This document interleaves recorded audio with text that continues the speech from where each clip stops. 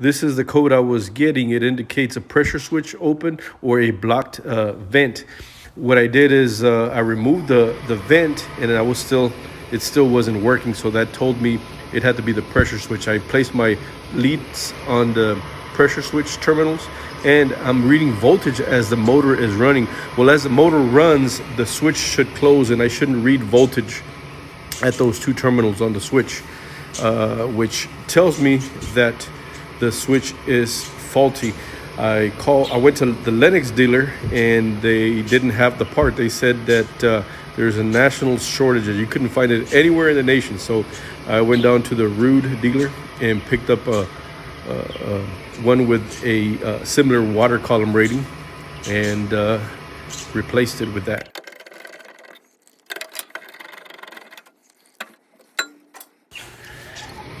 Here I'm testing the new one, and as you can see, my reading is 0. The motor is running and it's reading 0. That's the way it's supposed to be when it's good.